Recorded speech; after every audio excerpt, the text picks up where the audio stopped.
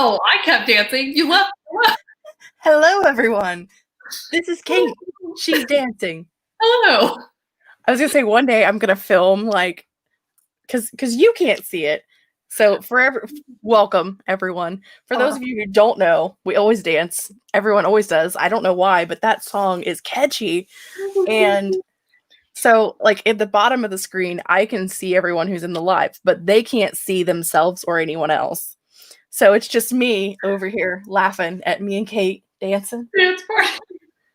And I watched the countdown and someone else didn't. I did not know you could see us. Oh yeah, I can see you for sure. She's like, I've been dancing this whole time. Have you never noticed that you can see everybody in the bottom when you're running a... You know, I have. I just forgot that. Oh no, I hear myself. Oh no. Anyway, hello, Miguel. Hello. Hello, Alice. Hello, Zara. Marie. Hello. Mari. Hello, hi. Miguel again. Yeah, I'm excited for this chat too. I also don't know all of the topics that Jessica plans to cover in this chat. Neither does Jessica. Perfect. Maddie is currently working on high fantasy. Excellent. Early enough for a stream. Haven't been this early in a while. Regina's also here. Oh, things going on in there. How exciting. Oh. Why does it always jump? Hi, Abby. That's me. We're dancing. Stacy's here. Cheryl's here. I know. Hello, Violet. Hello, Lizelle. Hello, Wallace. Hello, Becca. Hello again, Miguel. Hello, Amanda. I'm doing it. I'm going full block mode. Oh. Everyone's going bubbles. I'm going blocks. Now, wait a minute.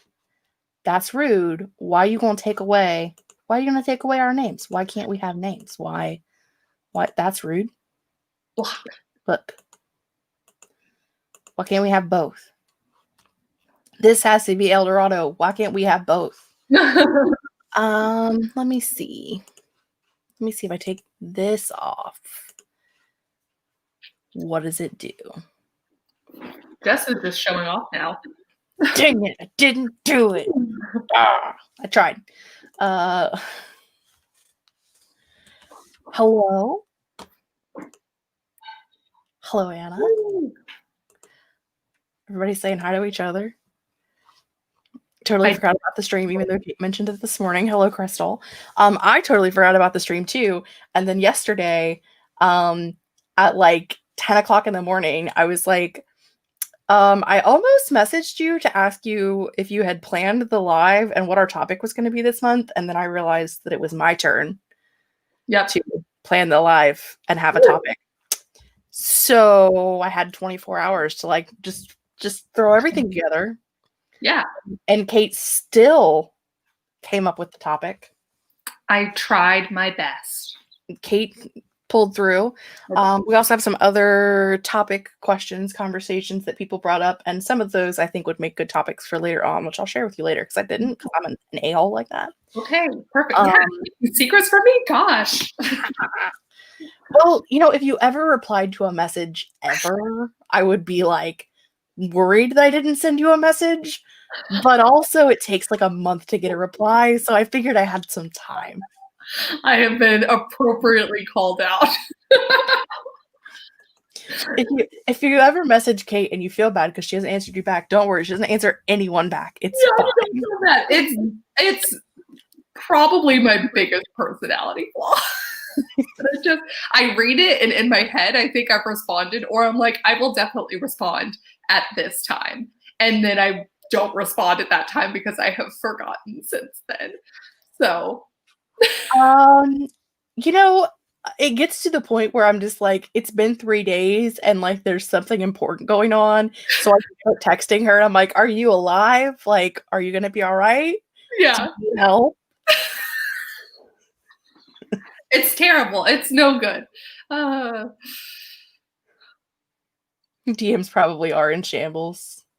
They are, but it's also like there's just so many different messaging places to check too. I'm like, there's text, there's Google Hangouts, there's Instagram messages, and I'm just like, oh, it's endless emails.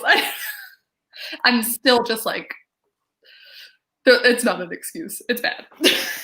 I'm bad about it too, though. Like, just like random, I'll remember like so and so texted me like 3 weeks ago, and I never answered them back. So yeah, and then it gets to a point where I'm like, is it worse now if I respond? It's not. I should still respond, but it's definitely like in my head. I'm also the queen of typing out a full response and not hitting send. Not sending it. Yes. And it'll be like a week later, and I'm like, have they answered me back yet? Why haven't they answered me back? Oh. And you see the entirety of the message. It's usually when I had like 2 different thoughts and I get out the first thought, but I don't send it because I'm like, I have a second part to this. And then I go back and I realize it's just in drafts. Whoops. Whoops. Cheryl had a question. What's your favorite time of day to write, and what's your most productive time to write, and are they different times? I'll let you answer this first, Jess, as mine is easy and yeah. I think my most productive time is in the evenings. But I don't know when my favorite time of day to write is. I typically don't have the opportunity to write in mornings very often. So I have learned that I like long sprints, like 30, 45-minute sprints. I get a lot done, like a lot done. It's awesome. Yeah. So I've learned that about myself, but I don't, a time of day I haven't figured out yet. So yeah, I did my 5 a.m. experiment. Love it. I've always known I'm a morning person and I like to write in the morning the best. And I do think it's my most productive. And the 5 a.m. just reinforced that. I will say also, people pointed out to me that on those 5 a.m. live streams, I would hold longer sprints, which I didn't recognize. But I think it's because I'm so in the zone in the mornings that I'm like, yeah, let's do a long one. Let's like freaking get this stuff done. I'm more pumped to do the stuff. Let's do 20 minutes instead of 5. Yeah, for like a warm up, like a good 20 sounds great. So these are the things I've learned recently. I mean, it's all good. Autumn wants to know if we have any tips on starting the first chapter of the second book of a trilogy. Nope. Oh my gosh. Okay, so I've never written a trilogy specifically, but with the Meridian Maps, it's a 5-book series. The second book was actually like a little bit easier to start off with. The first chapter of the second book, but the third book, the first chapter, which I think is similar to the second book of a trilogy. Are you middle? The middle. Yeah. Really the middle. Middle book. The middle book, the first chapter was so hard. And I was just like, what do I do? Where do I go from here? How do I, because it's literally the middle of the entire story, but it also needs to be the first in that one story. I don't have any tips. I just want you to know that I'm there with you. You know what's weird is like there's not a lot of information out there for people who are working on series, which is interesting because especially fantasy, they typically tend to be series, but there's not a lot of information out there on how to make a series work. Is there information in that in Brandon Sanderson's video series? Was there anything about like series compiling? I don't think in a series as a whole, not that I remember off the top of my head. I think it was more of an emphasis placed on each individual book being able to more or less stand alone and continuing the character's arc, which is like of course, and like it was still really helpful and nice to like get that reinforced. But as for concrete advice on how to do it, I think there's probably a reason. Because it's just so different. I do remember in Save the Cat, I think Lizelle has talked about this, but in Save the Cat, they talk about like technically you can use the same beats for the entirety of the series. And then when I've gone to look at it, I'm like, but can I? Like, it just doesn't quite fit right, even though that's the advice that Save the Cat tells you. So I know that I asked you specifically because I know that you have read more craft books than I have, because the answer is like 2. not a lot. There is a little bit of information on Susan Denner's website about doing series, but not a lot. But a little bit, but not a lot. So, but I got nothing. Sorry, I can't help you out. Anyway, hello. We're still talking about texting. Attention spans. Oh, an excellent point. I mean, fair. I definitely have a hierarchy of needs, and it's like anything else, if I'm hungry or thirsty, is not getting done. Right?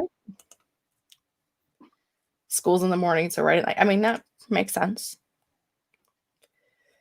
How not to info dump. Any advice on how not to info dump? Okay. This was actually the thing that I loved about Brandon Sanderson's course. So he said that the way to get around info dumping is basically to tie it in with the character.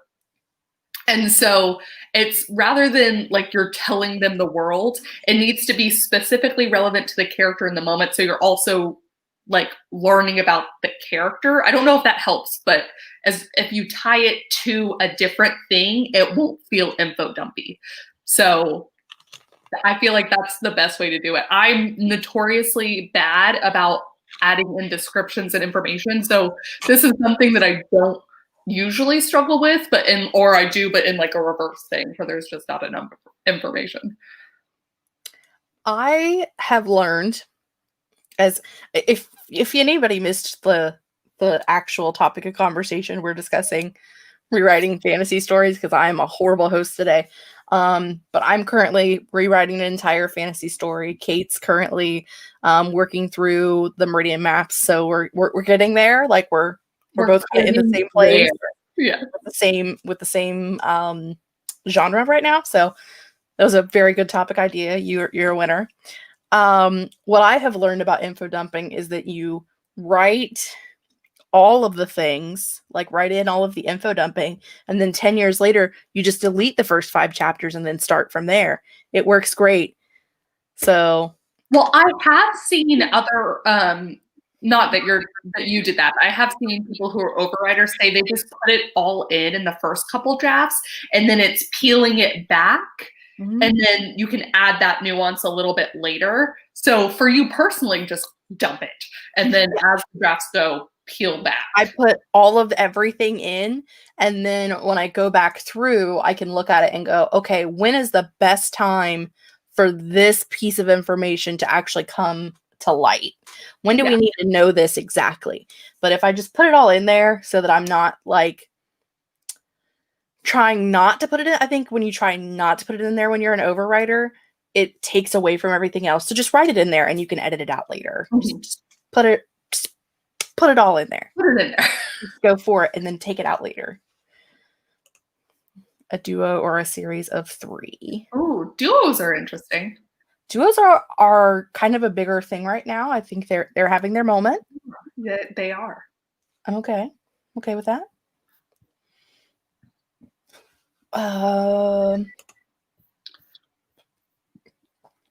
Yes, do that. Highly recommend. We want to watch that. We do. Oh, the first chapter. Hey, that's life. Hey, JC. There's 2 books, but they're their own thing. First book takes place when it does. The second one happens when the main character's daughter is that age. There's a lot of that too, like a companion versus like a direct sequel. I think that is genius. I always love when authors do that too, personally. So planning a trilogy doesn't work well for me using Save the Cat across the series, because then the second book is just fun and games, which sucks as a whole book. I mean, you're not wrong. Yeah, Save the Cat lied. Writing the fiction series. I've not Everybody take that note down. Brooklyn's here. Hi, Brooklyn. Let's see. Regina says, I let my main characters from the first book open the action on the second, then introduce the new people. That's smart. Instead of like going straight into new people, I'm sure that helps. Yeah, that'll keep readers from the first book engaged and start to care. Jumping into action immediately. That was like my favorite thing about Sky in the Deep by Adrienne Young. That was like one of my favorite books of 2019, is that it literally just like starts out in the middle of a battle, like just hardcore, like people dying around you everywhere, like middle of a battle. And that just was like a really fun, it's a fun way to just like throw you in there. Yeah. Throw you in. Let's see. How far behind am I? Not very. Awesome. Putting enough information about the character and the other characters without being overwhelming in the first chapter. And that's especially difficult when you have multiple characters, which most fantasy stories do. I think that's where you almost just focus on the main character and make that as compelling as possible. That's what I like to show, that either like the biting humor, like kind of not amp the character up a bit, but definitely they are the star in the first chapter. And then you can expand more gradually. You either need to, by the end of the chapter, your audience either needs to know exactly who the main character is going to be, or that person needs to die at the end of the chapter. That is so quintessential fantasy. If you had said the prologue, I would have been like, that is my stereotypical idea of fantasy that kills me. Well, because like, I love it when you think that oh my gosh, what is the book? It's not a spoiler because it's part of the synopsis, but it's Fate of the Fallen by Cal Cade.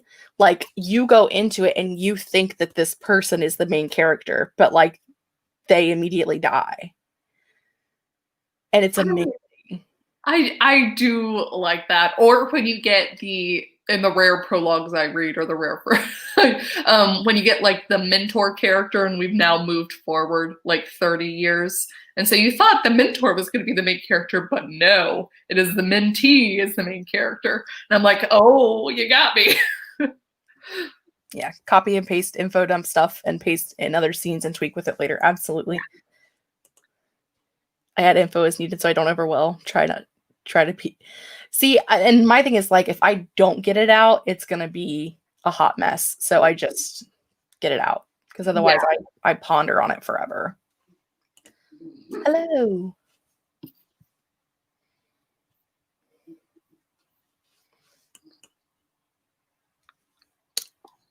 Sarah says that Jenna made a whole video about sequel versus companion, and it was super interesting and informative for anyone out there who is looking for that information.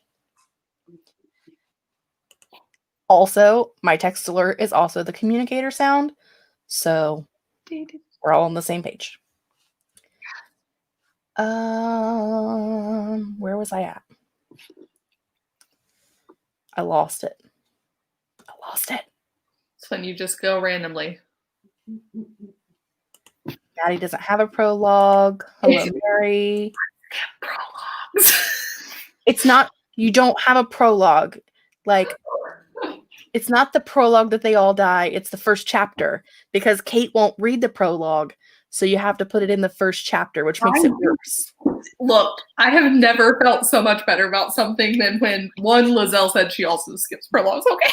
But then also, I had that poll once upon a time, and I was like, okay, it was like a 30 to 35, 40% of us skip prologues. I'm not saying I do it every time, but I do it most of the time. I don't know how you like, things I learn in prologues are so important. But I have not found that to be true all the time. Okay. FYI, since we're here, Strange the Dreamer by Laini Taylor. This is our current read for the Authortube Chat book club. So Correct. In next month, when we are here on my channel, we will be talking about this book. Does it have a prologue? Are you going to tell me to read it? It has a prologue. And I better read it. Is that what you're saying? And I think it's like 2 pages. Okay, see, that's the other thing. I'll read short prologues. But I want you to skip it. Oh, okay. Oh no, is this going to give me a totally different idea of them? Well, because Are you trying to prove a point to me? You can't prove a point with a 2-page prologue. No, I don't want to prove a point. I want to experiment. Okay. Because I read the prologue, so I had a good idea of what was going to happen later on in the story. Because I think the prologue in this book, in this instance in particular, gives away too much information about what's going to happen in the future. Like, way too much information. So I want you to skip it. Okay. And see if you see what's going to happen. Come. Jessica, you genius, you. Okay. Because I know you haven't started reading it yet. You still have like 3 weeks before you start reading the book. No, I'm trying to read it in January still, technically, since that's the dream. The word for this month for the challenge. But I like this as a challenge, and I appreciate you giving me an excuse to skip a prologue. Thank you for skip the prologue, and we're going to experiment. It'll be something interesting for us to discuss. It will be very interesting. And you should go back and read it after you finish it. I'll do that. Yeah. Anyway, moving on. Don't know if my book should have duo point of views. I have 2 main characters, and I'm intrigued by his perspective, but I don't know if duo POV would work for the story. Recently, as in like the last 6 months or so, my book used to be multiple point of view, first person for the main character, and third person for everyone else. And after a long discussion with the group chat, decided that it was better off to just be completely from third person. Because my main character changes in the stories, like in each book. That made sense. So I think it's important, like, if you... It depends on how much you need to be in that person's head, and if you're capable of telling the story without being there. And if you're capable of telling the story without being there, then you don't need to be there. That's exactly the question you have to ask. I'd actually, if you can, if you're not a pantser, if you can map out your plot just a little bit to know if you genuinely need one character to be here, and like it will lack in the story if that character is not telling it, and the same has to be true for this character at another plot point. If that's not true, I'd ask you what it adds to have that other point of view. I'm not saying don't do it, because I love a dual point of view, but I have found sometimes where I'm like, I don't know that the story was greater for it. So, FYI. And you like kind of have to be able to like change the voices, which is a tough thing to do sometimes. So I would take that into consideration too. Stacey tries to write info dumps separately. That's also a good idea. That is just a whole different like section of your document. Just have it in there somewhere else. The whole chat jumped. It's fine. So there is no info dump. Okay. Same thing, Devesha, though. I'm with you, because I have to go and put information back in. I just get kind of a feeling sometimes, and I'm like, there's going to be something here that's important later. I don't know what it is.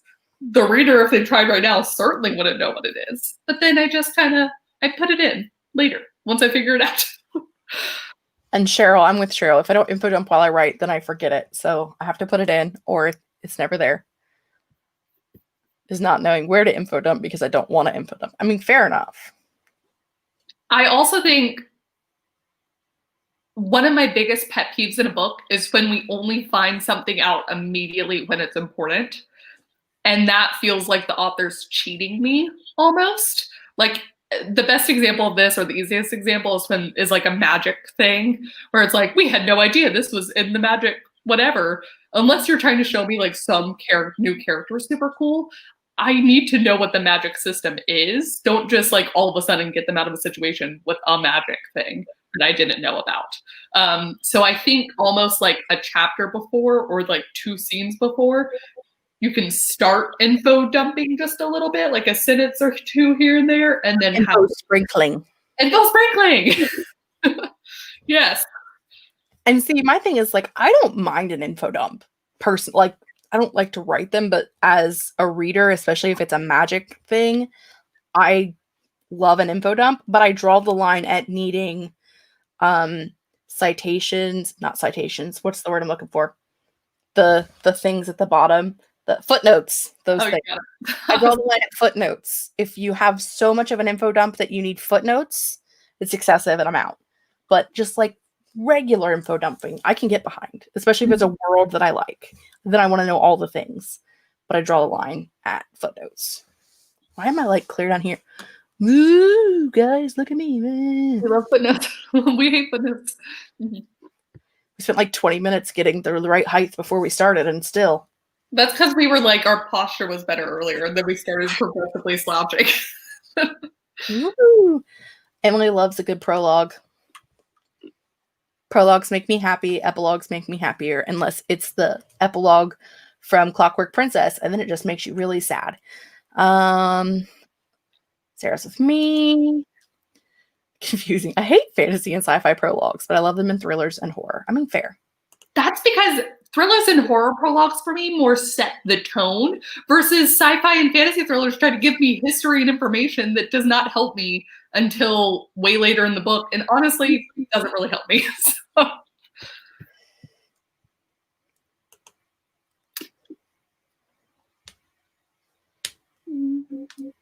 I read it in middle school. Middle school was a long time for me.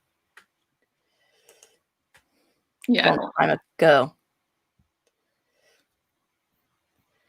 It's giving away the future, even if the prologue and if the future of the prologue is years after the end of the book. I've actually seen that where like the prologue is the future. Oh, I could kind of dig that. I mean, if I read it, if I didn't skip it. I think that's an interesting way to do it. It does kind of feel like you might be giving something away, but in like an intriguing sort of way, potentially. Can the second book be in a different point of view from the first book? Absolutely. Happens all the time. Yeah. I will say that when you change point of views, whether you're doing it from book to book or just like in a book, you are cutting yourself off to a percentage of readers, because there are people that will not read something with multiple point of views. Like just absolutely will not read it. So you have to know that going in, that some people are going to rate your book lower just for the simple fact that you have a dual point of view or a multiple point of view. So just it is something that. It is. It's like the balance of what you want the readers to appreciate versus what story you want to tell. And so like the Brandon Sanderson lecture series, again, focuses on if you're trying to make everyone happy, it's not going to be a good story. So you just got to find the people you want to make happy. You got to find Ellie's of the world. Yeah. I find it annoying not being in every character's head. Yeah. See, Clockwork Princess epilogue, you will sob. Unless you're Kate, who's heartless. Who will not read it. Okay. That's an excellent point, too. It definitely depends who's telling the story. Whose brain you're inside of, if you know everything or you only know this little thing. What are you doing commenting in the comments while we're having a conversation? I'm multitasking. Multitasking. The prologue seemed like it was someone talking about the past from the future. I'm only like 3 chapters in, so I don't know the answer to that question. Oh, I forgot you were reading them this year. I've never read them, so I just enjoy the movies. What do you think about point of view change from chapter to chapter, switching characters? That's normal. It is. It also depends how many characters. I feel like I either want someone to do, like, you literally need to do every chapter switch, or I need you to be chaotic from the beginning on the switch. Does that make sense? Which is fine. But what I don't like is when you're switching every chapter and then all of a sudden it's like 3 in a row from one character and I'm like, something's up. Something's up. but in a way that I don't personally appreciate. Personally, I'm sure some people love that. I very much am like, each book has a specific character that we follow for the majority of the book, but you're also going to get bits and pieces from other people that we're going to follow later on.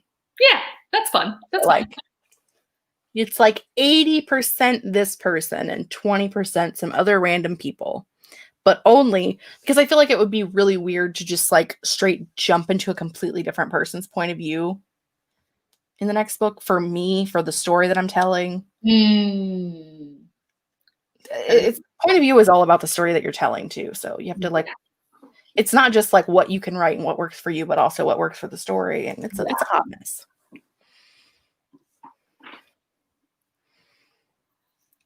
Always write prologues to set the tone. It's rarely only to give information, though sometimes it's pulling double duty. I mean, fair. I don't do prologues, so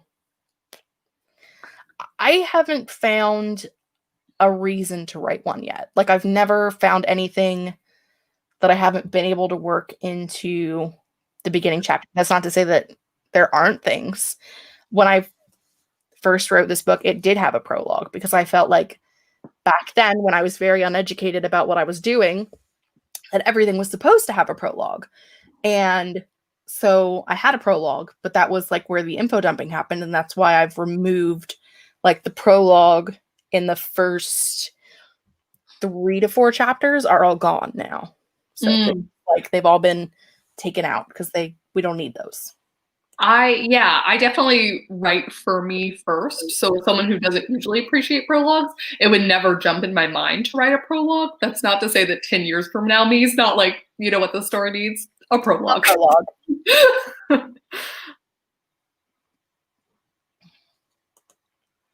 Marina just got the notification. Hello.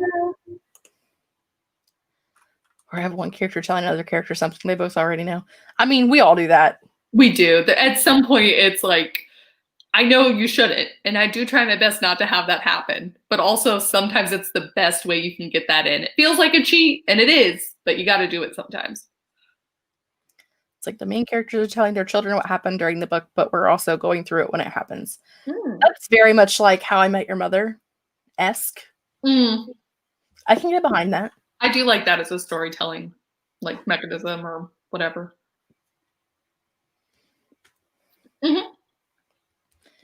Any weird combination, it's all good.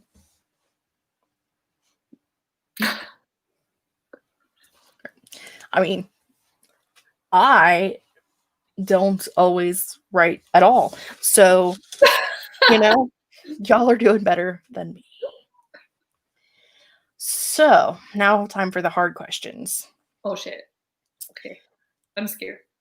Someone help me. What do you think has been the hardest part of reworking your story from a fantasy aspect specifically? Like, what thing has been the most difficult to change from? Let me give you a list of 10 things. So it's like one part is creating an entirely different world where I am the sole decider on the map, the distance that you got to travel. It's truly like some people would love this, and there is something wonderful about it when I'm doing that one thing. But having to make sure that every part of that makes sense in the book, like that I'm not veering from what my map is, enrages me. Okay. So that part's been hard. What other parts have been hard? What parts have not been hard?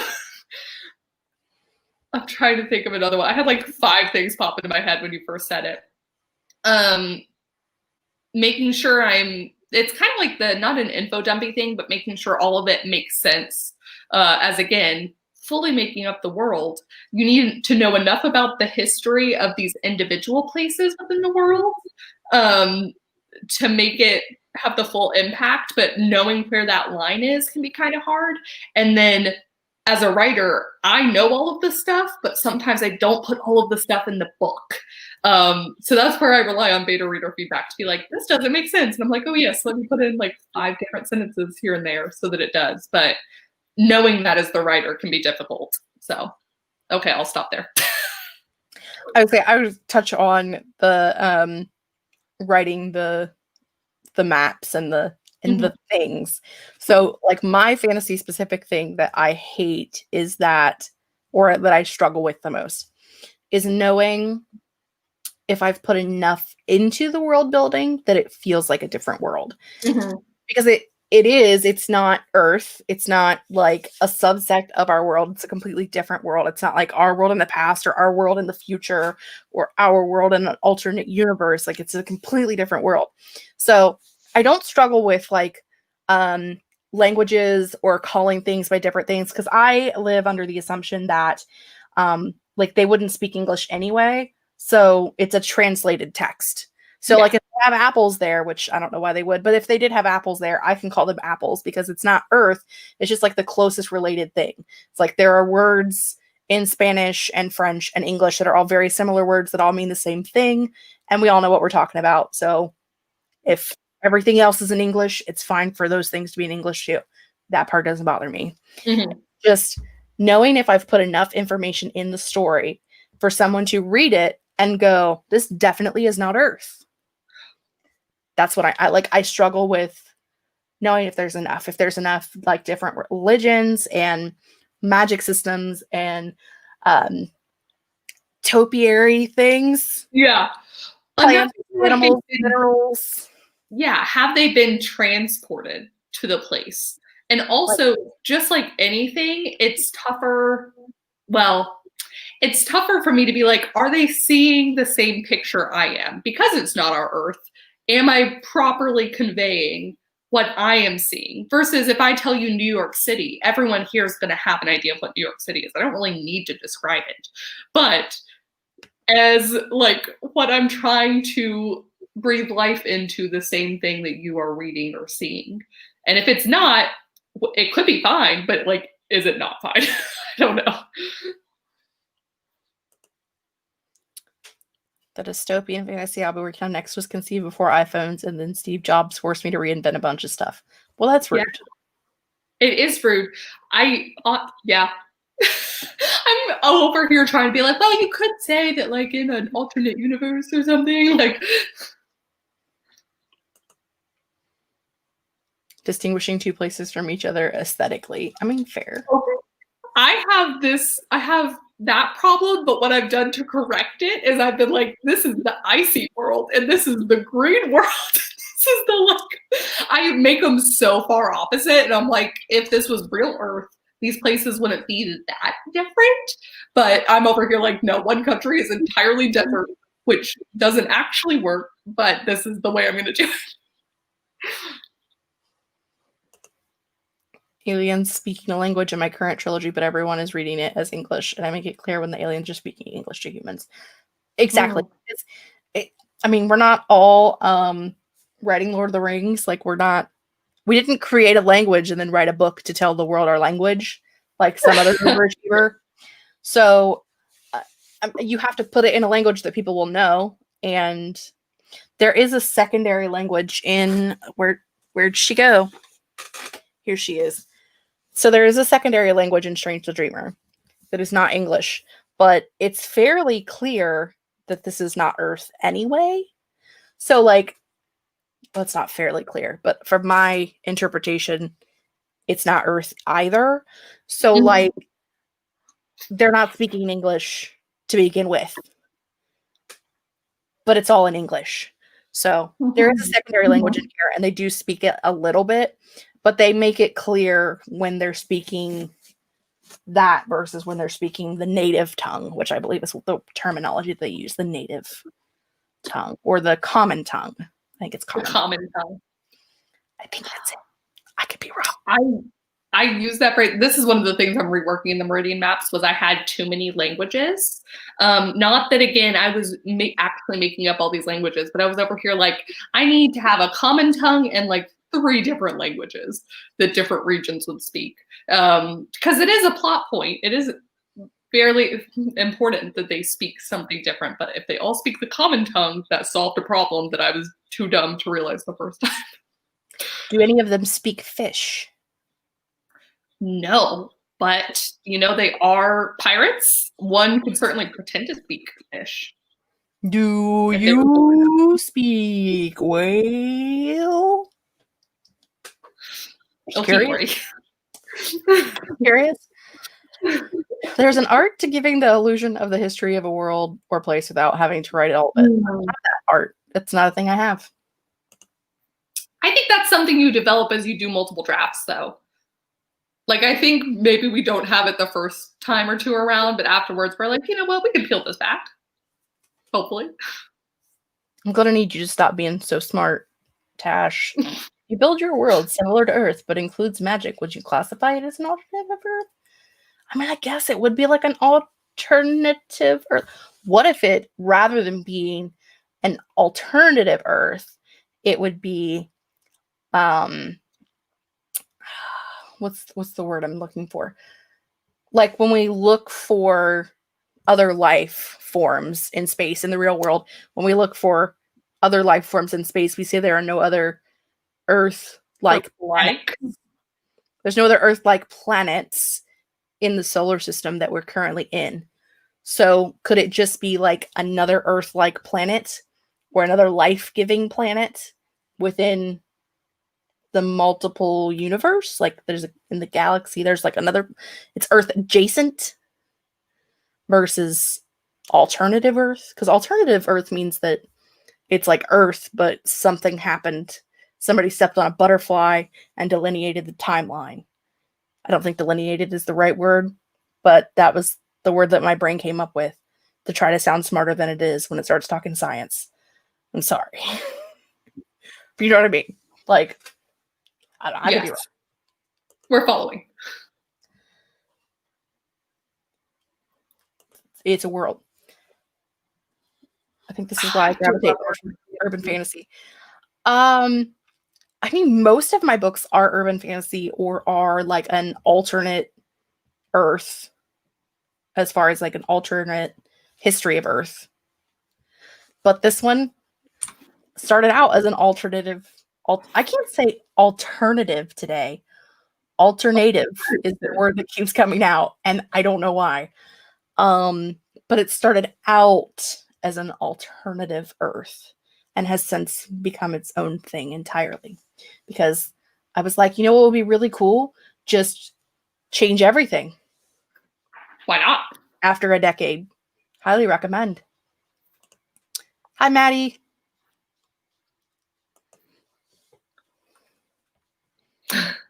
Immersive. That makes sense. I will accept that word. Yeah. To specify what languages the characters are speaking because they're humans and elves. I mean, fair. Mm-hmm. So I just named the different languages, but it's all in English. I mean, listen, we can't all create, again, we're not all overachievers. We're not like creating a language and then writing a book to go along with it. So I have my characters, I'll write it in English and be like, my main character said in this language and then repeated in the common tongue. And then whichever way they respond is how the conversation continues. And I'm just like, there we go. Everyone's happy. The reader's happy. The characters are happy. It's fine.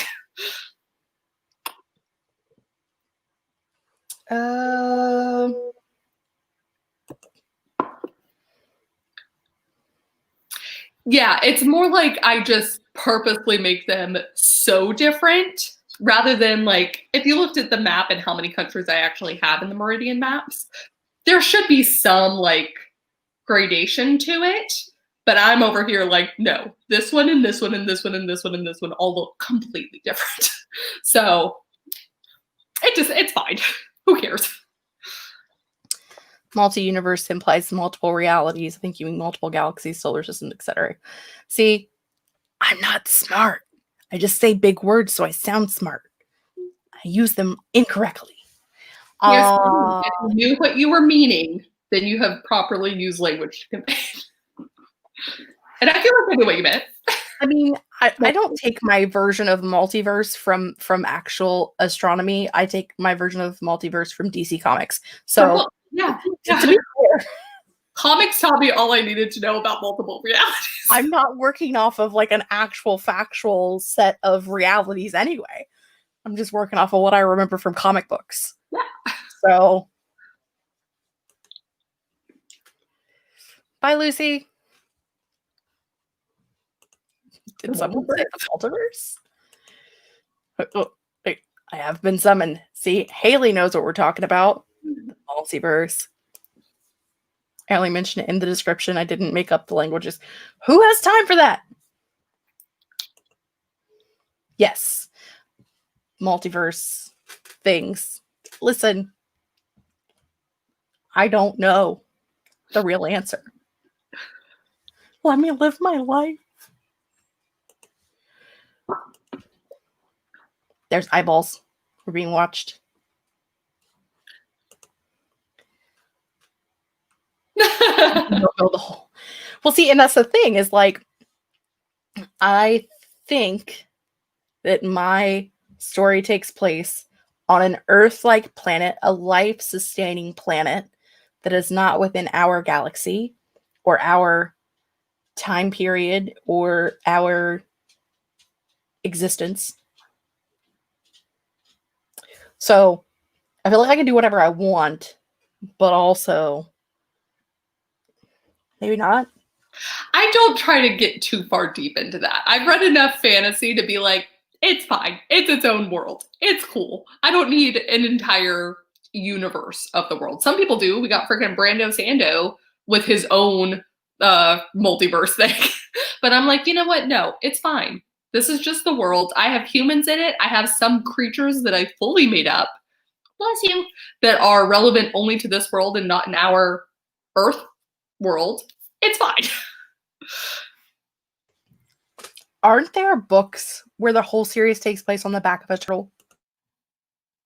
Yes. Is that Hitchhiker's Guide? I don't remember. I just remember like someone talking about there being a universe where like all of the planets are set on the back of a turtle in space. Is this a thing? Yeah. I'm over here like I didn't actually finish Hitchhiker's. I feel like I'm sorry. I just had like a random coughing, sneezing fit in the middle of trying to have an intellectual conversation. Clearly. Oh.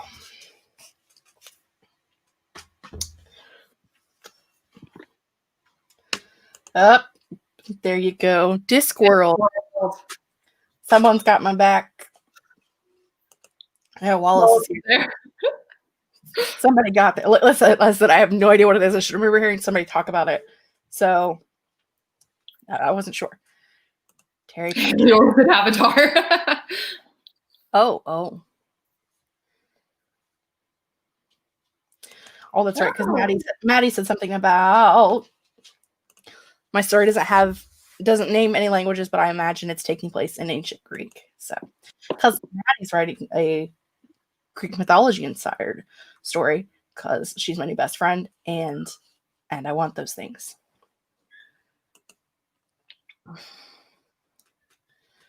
The space turtle thing, wasn't that it by Stephen King and its mortal enemy?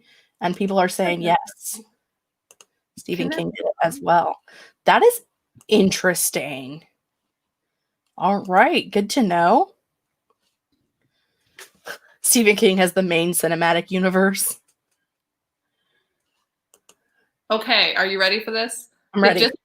Discworld is the fictional setting of Terry Pratchett's most iconic series. All the Discworld novels take place on a flat, circular world, which sits on the back of 4 elephants, which stand on the back of a giant star turtle. All right. Well. So there you go. We got Stephen King. We got Terry Pratchett. We have all the good things. So what you're telling me is that Terry Pratchett is a flat earther. That is what I got from this, yes. Whereas,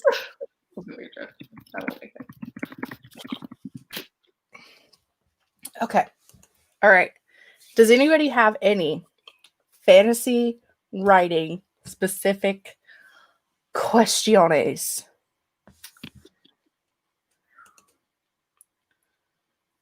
That would make sense. Question. Is it a turtle or a tortoise?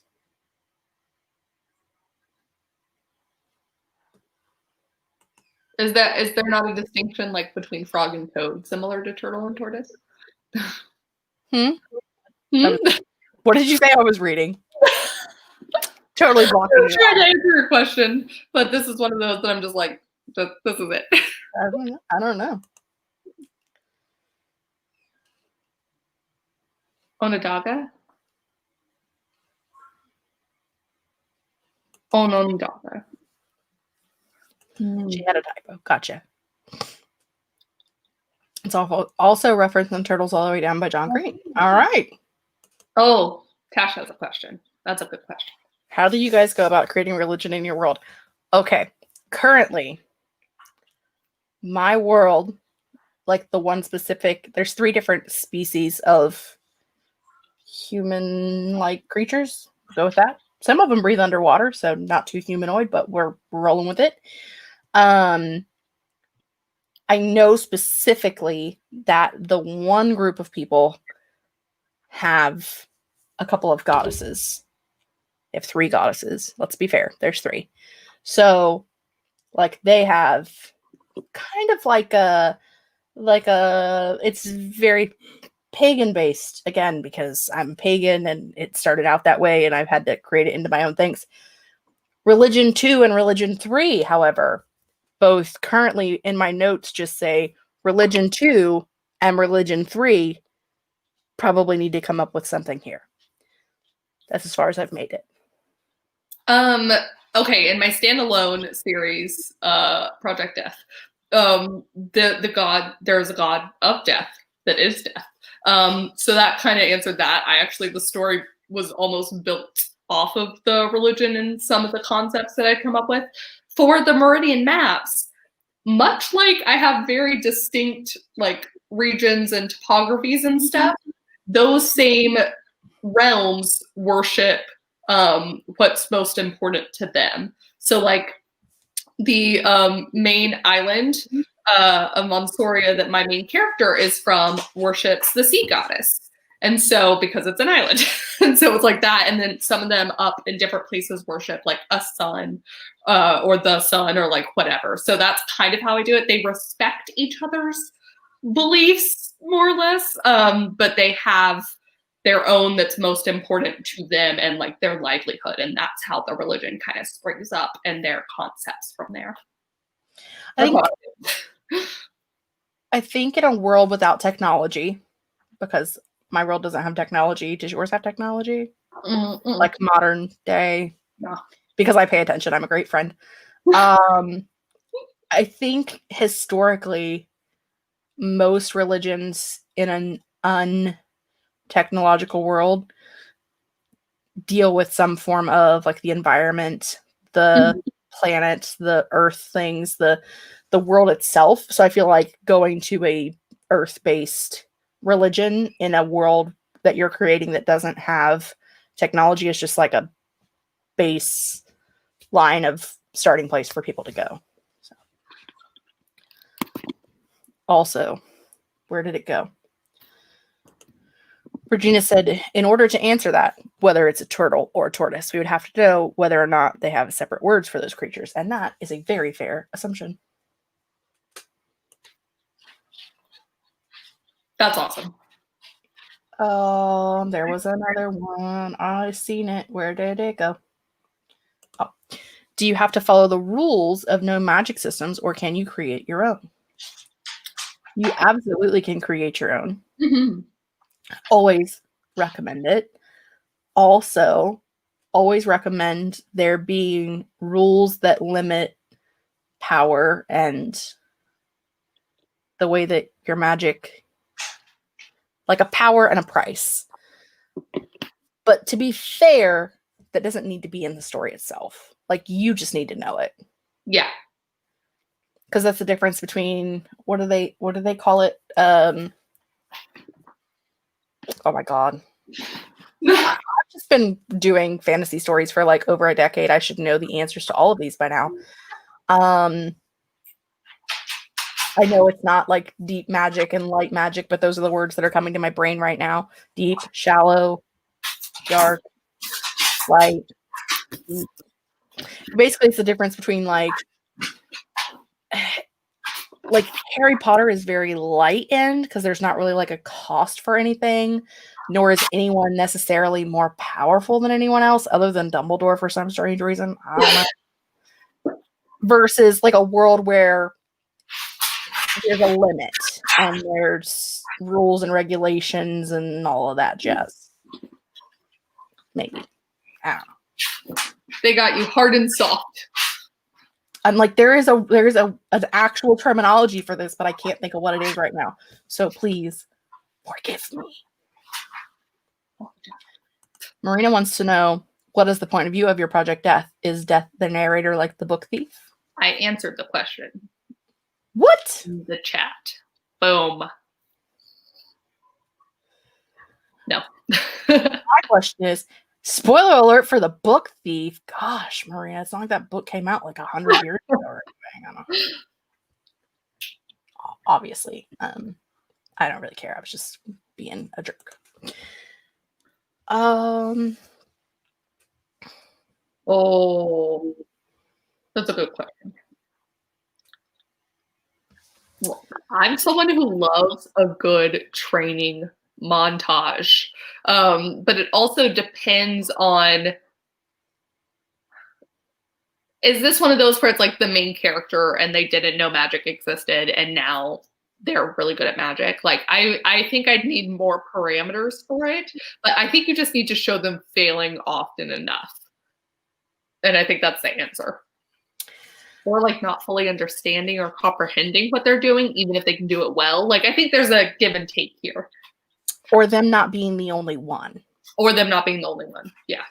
Like if it's like a school setting where there are multiple people going into that situation not knowing that they have a power, or if it's like, I know there are like sci-fi fantasy stories where like a whole group of people will become empowered because of something that happened.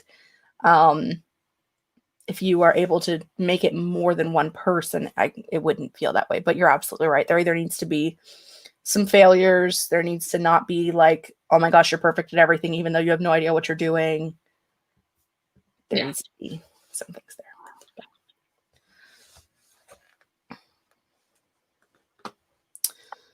Because historical fantasy, is it just more historically based, inspired by actual history?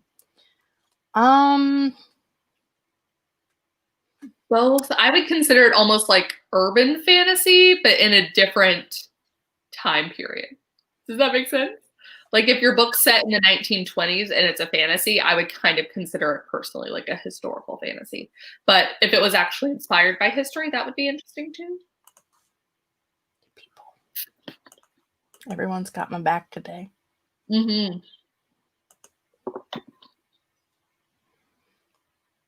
Right. Randomly. Kim Harrison's The Hollows would be a world with a price to magic. I'm like, I know there are some out there. I just can't think of any right now because I'm not using my brain. I don't know about you or anyone else in the chat who runs live shows, but like I'm so focused on like trying to pay attention to 87 other things that I can't form a full thought. So it does make it harder. And you're like, this is the time I have the most eyes on me. I should know these things. But it's just no. And then randomly you're watching somebody and you're like, how hard is it just to say what you're thinking? Yeah. It's really hard. I feel you. Don't even have a magic system for my world yet. I have a basic idea. It's kind of weird, but vampires can do low-level magic in my world. I mean, I'm there. I also think if you play it right, you don't need to completely define it. Obviously, like I'm going to call it magic loosely. It's more like the mythology of the world. But my main character knows some of it, not all of it. So when there's like a surprise element, it's not crazy. Like it's not unexpected that they wouldn't know about this or it hasn't come up before because my main character doesn't know about it. They knew about magic because other gods and goddesses have powers, but does not possess it yet.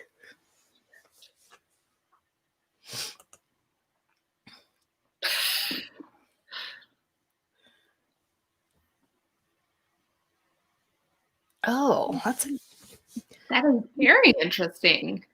That would be one of the things where I think I would sit and do like, not necessarily like a pros and cons list, but like an attributes and like what does one bring to the table that you need for the story versus what would you have to leave out, and then like what would the other bring to the story that you need for the story and what would it leave out, and see what works best, or see if you can have, or mash it together and make your own. Yeah. I mean, let's be honest, most religions of this current earth are very similar, so just kind of do whatever you want. I lost the chat again. No.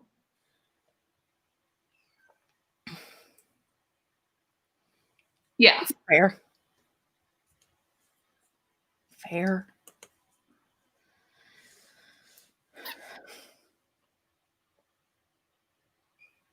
That's actually really smart. Yeah, it's really cool. I'm not saying that in like the, oh my gosh, Mary, like you're really smart. Like I'm surprised that you're smart. I mean, like that's a really smart idea and I want to see that. Like that's really cool. I want to see. Bless you, child. Double bless. Thank you. Double bless.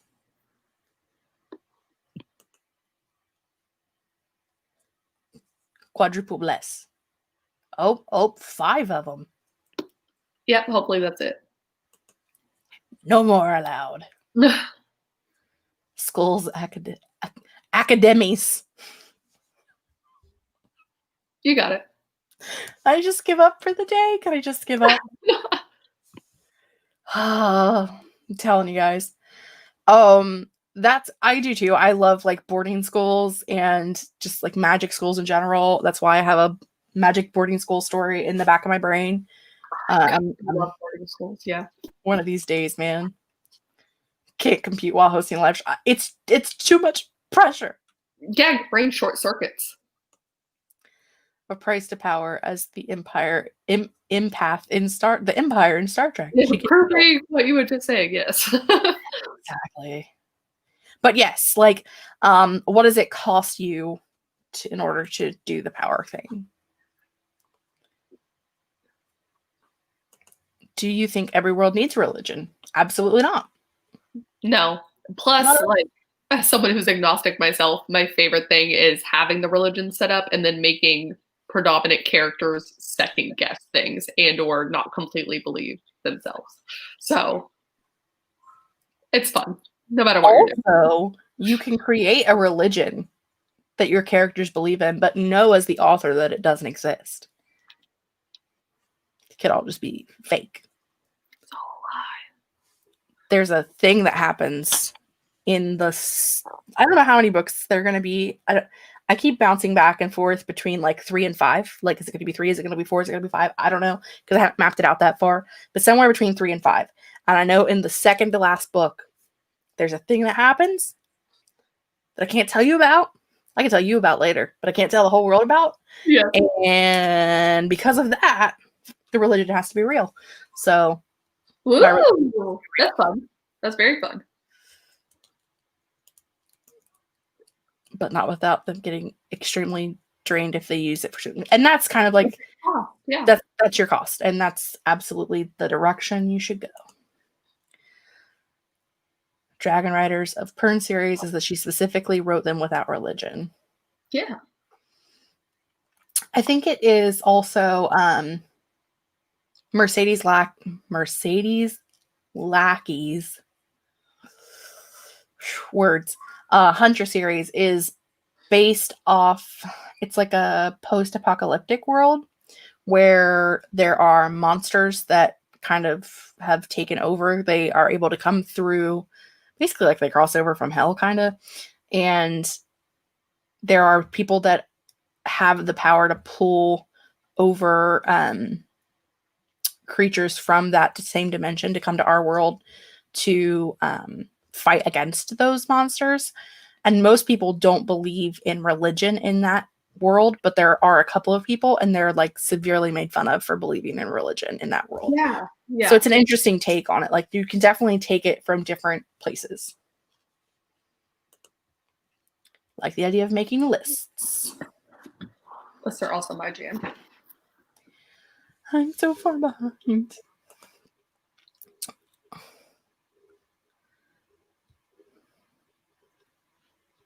Yeah.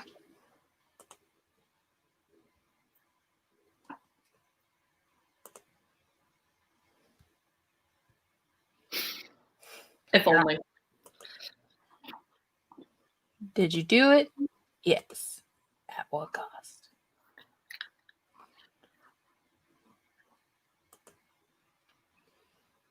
I loved that show.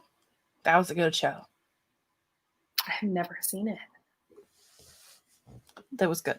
It was on like Discovery Kids or something way back in the day. It was Canadian, I think, or Australian. I don't know the two. Not American.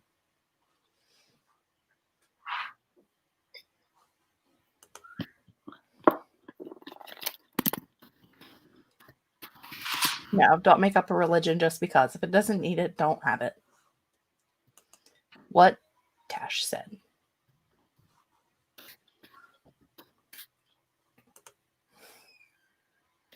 Hello, Cachet.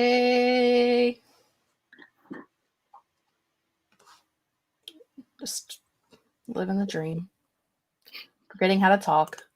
Discovery Kids. Yes.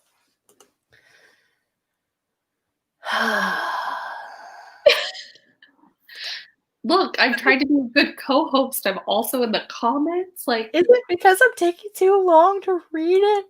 No. I knew it was something. There were accents involved. Listen.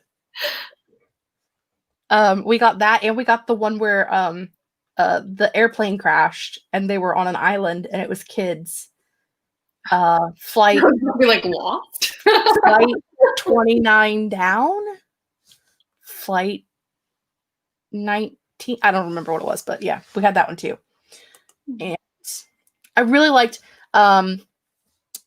Blake Halsey High was like it was a boarding school. I'm already The kids were very smart, and like science class like was their jam, and there was always like really weird things going on within the school, and so they had to like use science to try to figure out like why there was a black hole at their school and like all this other stuff that was going on. So like a live action Magic School Bus, or not quite to that extent. Like they weren't like going into human bodies and things, but it was an interesting show. Oh, okay. Just like it was interesting. I watched a lot of weird shows when I was so. Emily doesn't know that one. You're not helping me out here, Emily. It's not very nice. I don't love it anymore. Anyway, Flight 450. I don't remember. I remember that it had Johnny Picard in it. Why do I remember his name? Don't know. Must thought he was real attractive back in my day. What was... I am not on IMDb right now looking this up in the middle of a live show. You can't prove it. It's important. Flight 29 down. No. 2005 to 2007. Now you know. It was important. I had to look it up. The more you know. That reminds me, I wanted to find a DVD of the Magic School Bus show for my nephews. Pulls up Amazon.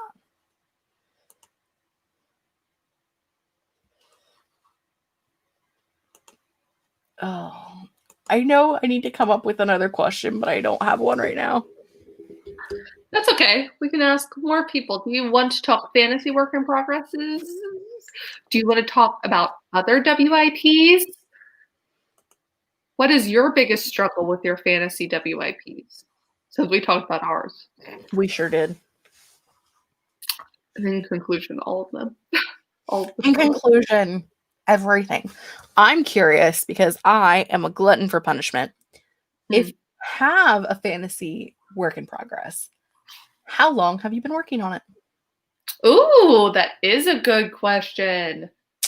because I started working on mine when I was 19 and I am currently 33. That's what I think. It's not been. And Meridian Maps, I think I got the idea for. I got the idea earlier, but I don't think I started writing it until 2018. And then Project Death, I didn't get the idea until I think it was 2019. But that's not talking about any of the urban fantasy projects I abandoned along the way that I want to return to someday. So. Also, Jessica, I do just want to shout out to us that this is the longest we've successfully talked on topic about the topic we have chosen in a long time. Like, I'm truly impressed for how haphazardly we decided to pick this project, this topic. I do have a thing I want to talk about that's off topic. Okay, good. But we'll save it because you asked a great question. But you're here. Okay. Okay. World building, describing more emotions in relation to their surroundings and other people. That is interesting. That I have found a lot of help with the emotion thesaurus.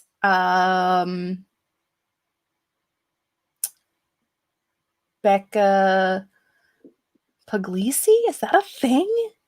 I don't know what it is. If you look up the emotion thesaurus on Amazon, it'll come up.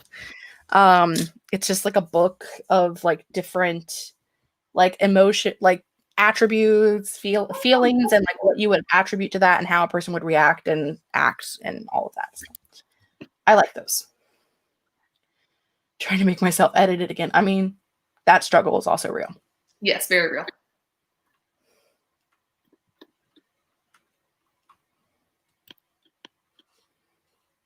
I don't know. First draft was written over 20 years ago. See, I'm not alone.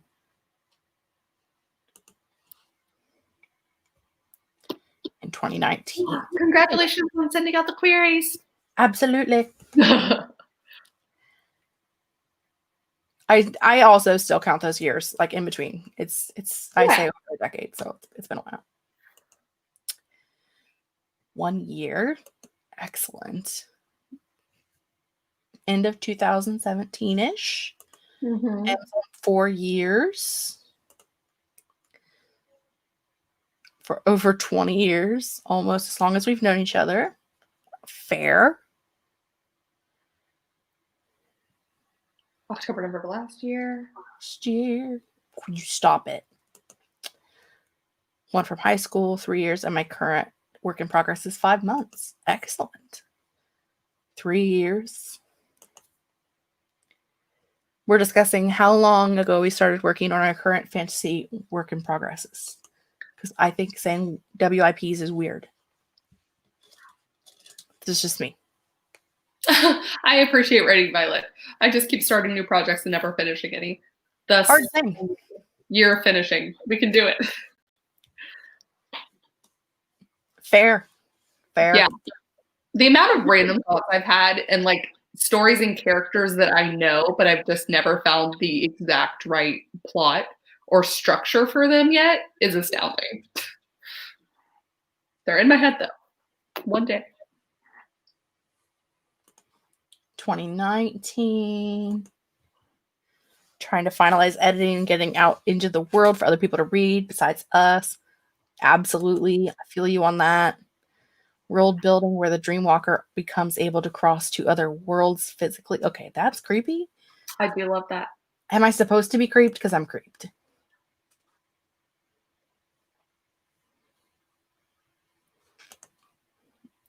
Fighting the urge to make all my fantasy ideas an epic series that builds to a big bad. I mean, why would you fight that? That sounds amazing. I mean, it sounds like a lot of work, but as from a reader's perspective, that sounds amazing. And that's a case a lot of time too. Sometimes like a book will really fight you, and then one day you're just like, you know what would work? And then it just, everything clicks. Finished the first draft of my first novel today. I cried in the cafe. Well, congratulations. Yay! Yes. Your first draft. That is amazing. I mean, that's fair. Here Gibbs grape. I have abandoned all of my fantasies for sci-fi. Started the first one April Camp 2019 when I first started watching Authortube, and I think I want to come back to it this year. Yeah. As you should. I've always said WIP's like whips. I do too. And then it just is weird. In my head, that's how they're pronounced. I'm just saying. Hey, Julie. Hi.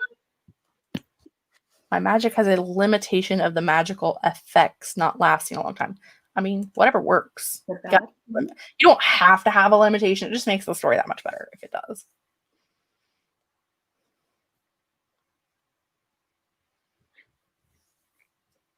If you want to make an epidemic in your book.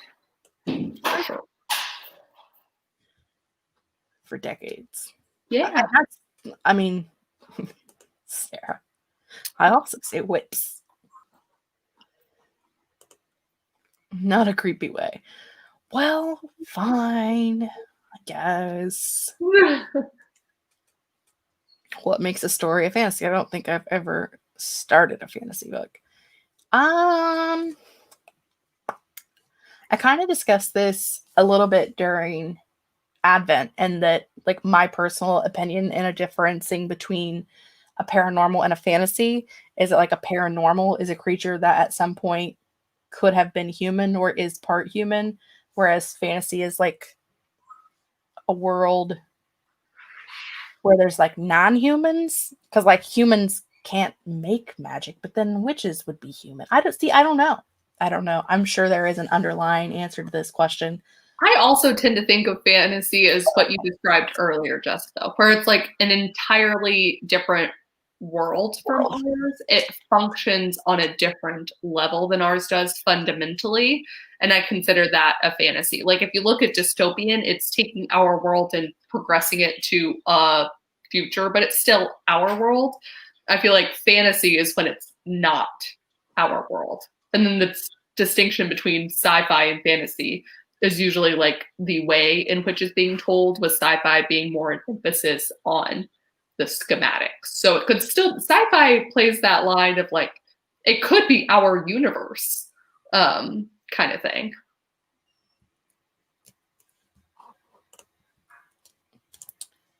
Mary, so what has made everything click for us recently is our decision to stop trying to publish it for now and post it on Wattpad for everyone to enjoy the pressure we put on ourselves with stalliness. And that is absolutely something that can happen to people. Yeah, perfection can be paralyzing. My oldest project is a contemporary that I started in 2010, wrote like 5 words in, abandoned, and then turned into a thriller idea during Preptober. Heck yes. All right, I'm in.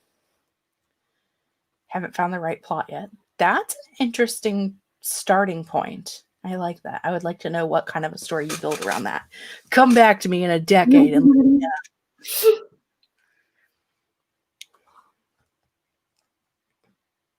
absolutely fiddle with the rules any way you can. That's what makes it fun. Yeah. See, this is that thing where I am not the intelligent person in the room. So, you know. You're trying to host, though. You're trying to do the comments. You're trying to read things, make sure it's flowing. You came with the questions. Don't put yourself down, Jess. Michael wants everyone to know that he'll be doing his first live stream this Friday at 1 in the afternoon Eastern time. Woo! Yay, Michael! He has a channel now, and it's all for streams, and you can go and you can subscribe and then have some streams. Yeah. Yeah. Also, shameless self-plug, I will be live Friday at 8 p.m. Eastern Standard Time on my channel. Doing productivity trends.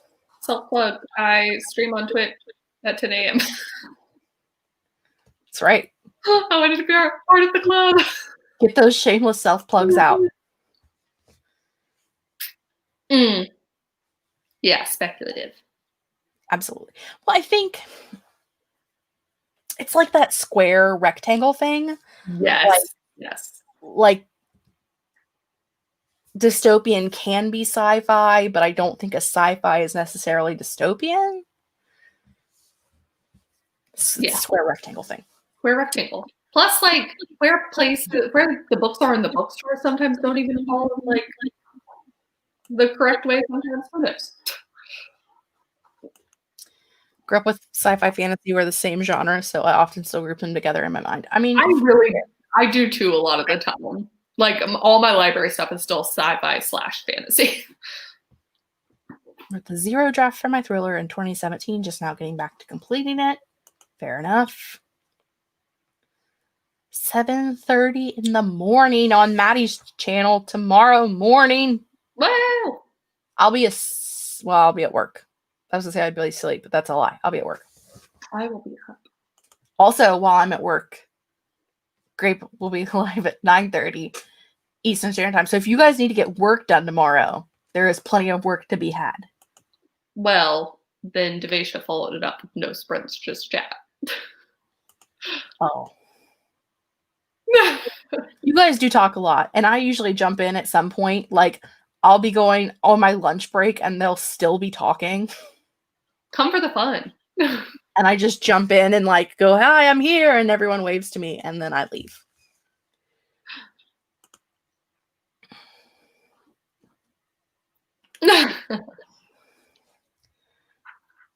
Yeah, I use square rectangle to describe a lot of things because I feel like it's, you know.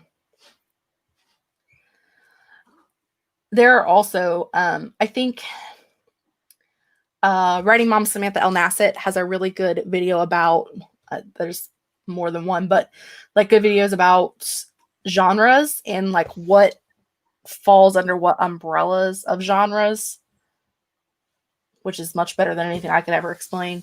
So yeah. Consider dystopian as a separate genre for a time. Now it's confusing. Please come. There will be friends. Are we plugging our live streams? I am the Flash. We are Barry Allen. Flash is in the other room, I think. Yeah, he's not in here. I had to look. That's bad. I don't even know if my dog's in here or not.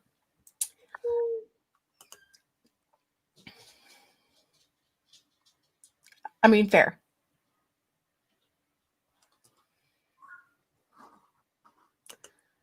What are sprints with chats? Don't know her.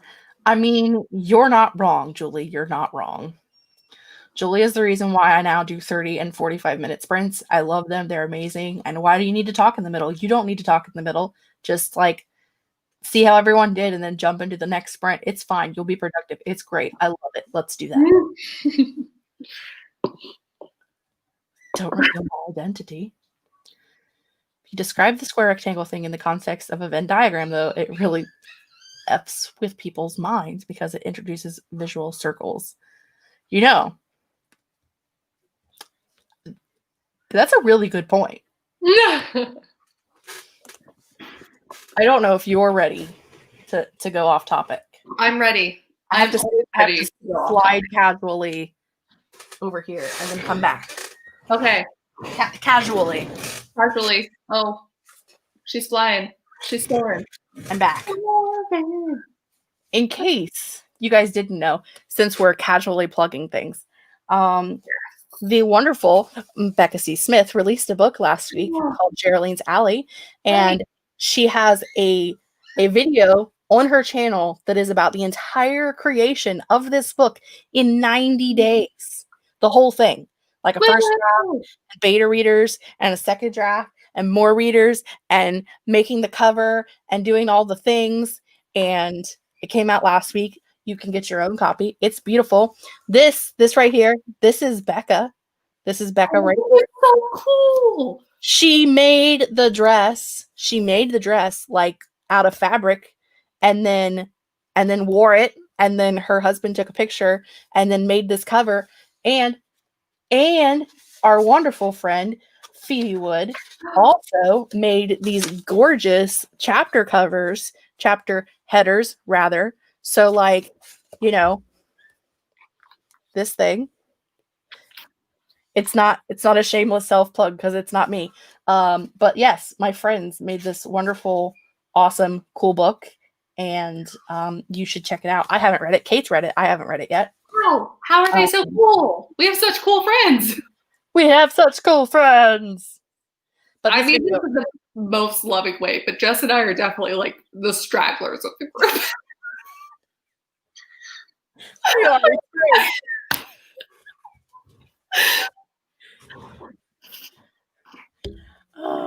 All of our very impressive friends.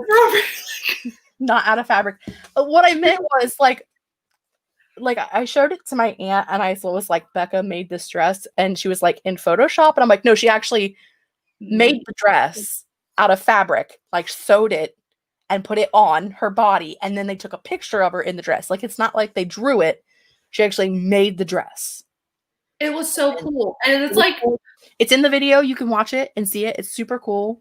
If you have any questions about like how to beginning to end of a story, it's all in one 45-ish minute video. It's great. It was awesome. And it was so cool knowing like along the way what she was doing. We would hear parts of it, and then to actually see it was an entirely different experience.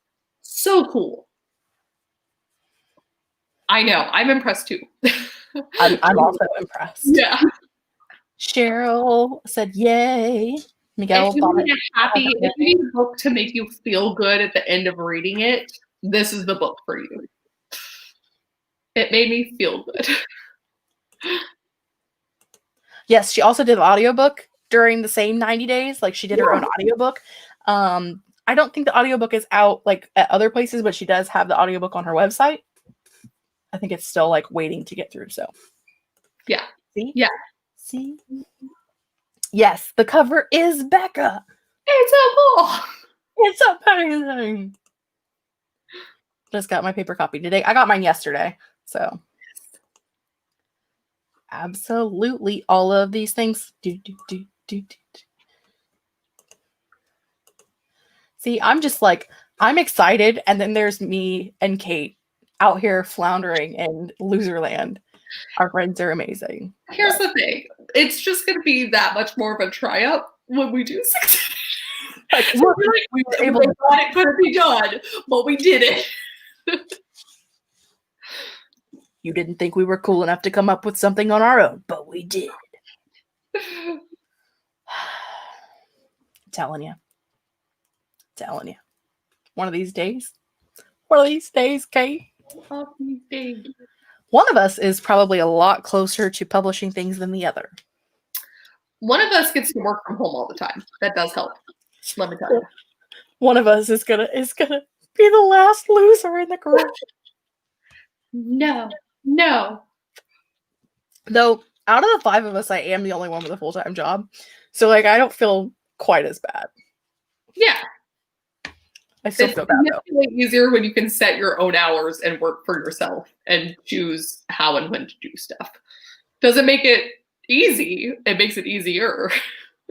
It's definitely not easy in any way, shape, or form.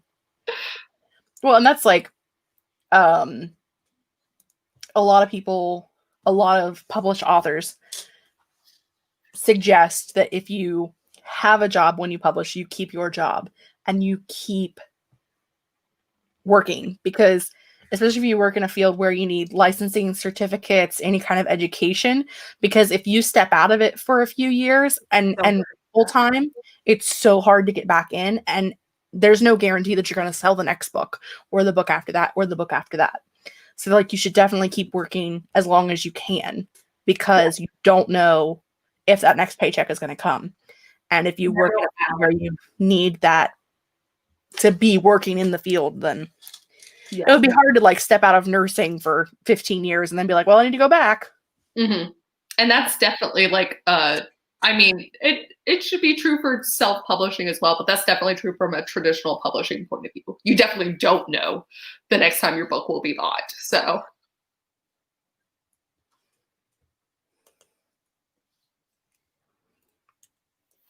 that's true.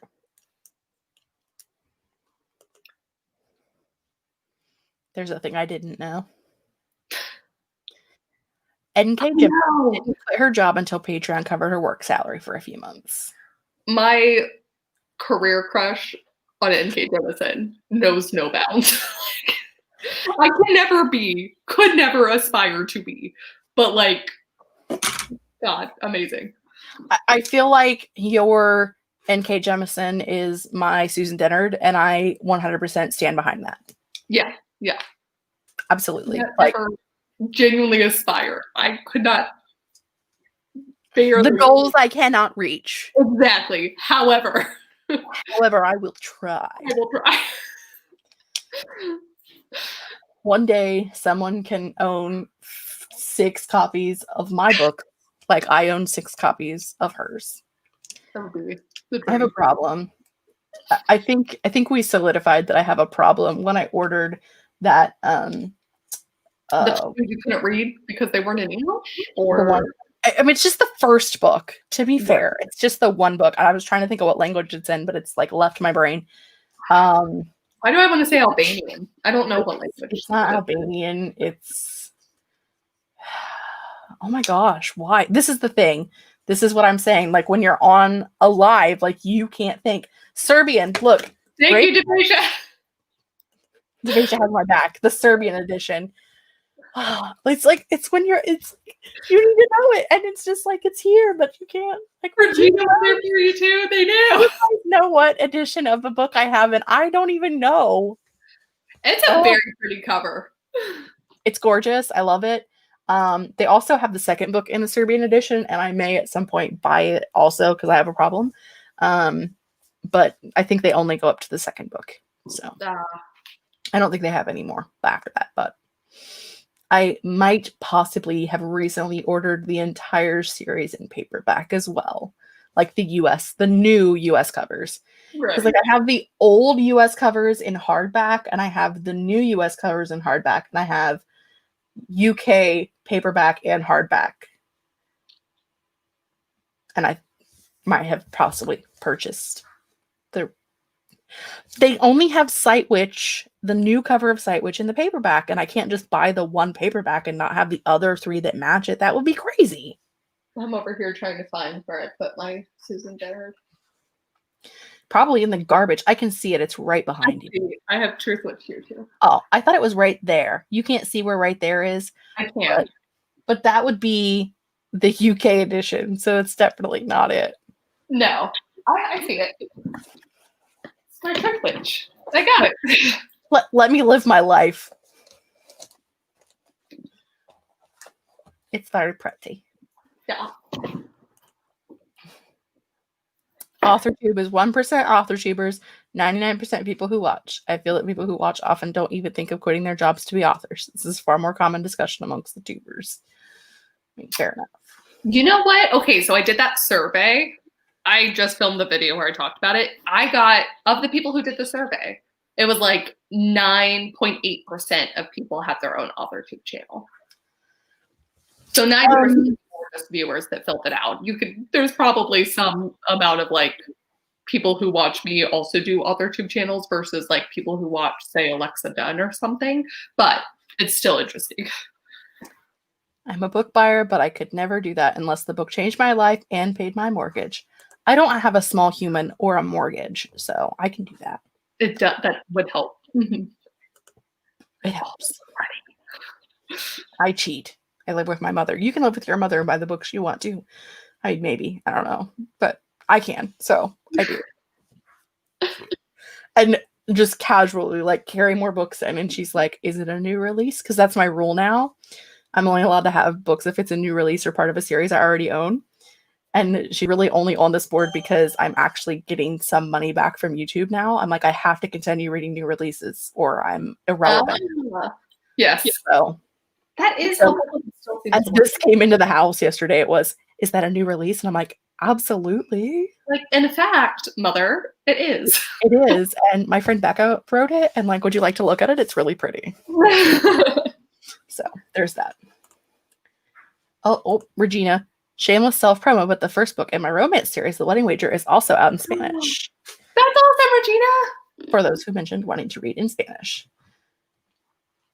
I want to start buying my favorite books in French, but I don't know where I would get them. I have bought a couple of books in French because I want to learn the language someday, so I'm using them as aspiration. I'm currently trying to read French or learn to read French, so I need a book that I'm like super familiar with. Like Harry Potter or Truth Witch, or Yeah.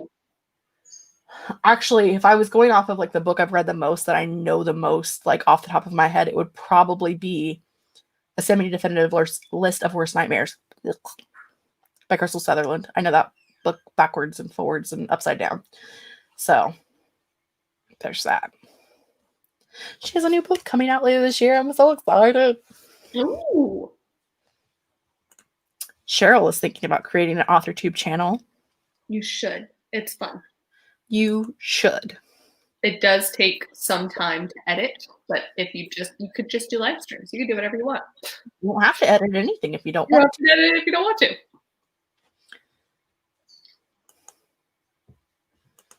to. I could live with my mother and buy all the books. Highly recommend.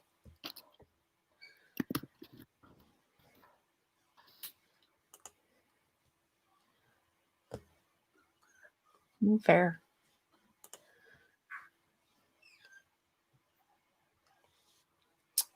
Made a small website to make it easier to find Authortube content, including new Authortube channels. It's at authortube.net, in case anyone's interested. That's very cool. The Little Prince or Babar if you're new to the language. I mean, that's fair.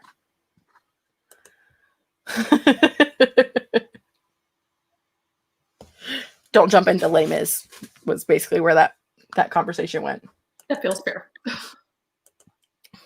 Le Petit Prince. Oh. Do you hear Puppy whining? I do hear puppy. I only have 10. 10 puppies. 10. She had 10 puppies. Oh my god. 10. This is my life now. I was going to say something I like 100% forgot what it was. It was something when I was in like the middle of a spiel about Susan Dennard or life or Harry Potter. I don't know. There was a thing. Oh, I was going to say, if you have a YouTube channel and you are someone who frequents our chats and you never see me comment on any of your videos, please know that probably means I don't know you have an Authortube channel and you should tell me. That's very true. I found one the other day, like when I was looking for like a specific type of video or a review of a book or something. And I found one that's like someone that comments in the chat all the time. I'm like, I did not know that you had a YouTube channel. It is so frustrating because I understand there's a balance between like, you don't want to do self promo all the time, but also I'm like, if you don't do self promo, I don't know. Especially if you like have been commenting for a while and you just started one, or like you started one a couple months ago, but you've been commenting for a year. Like, I am sure I checked at some point. Like, I'll check for people that I recognize and see if it does. But like, if I checked once and you didn't have one, I'm probably like, well, I guess I don't have one. So. Right. So, like, if you come to our chats or if you talk to me on Instagram or if, I mean, time to let us know. Listen to this. Excuse me. I have an Authortube channel and I don't think you've ever commented. I've been to your live streams. I may not have commented on a video, but I've been to a live stream on your channel before, so I'm gonna need you to calm down. No, I'm with Vision. Yeah. Also, I commented on your video like last week about your TBR because I thought that you were saying that the only TBR books you had was like the shelf directly, but like the actual shelf directly behind you, and you corrected me. So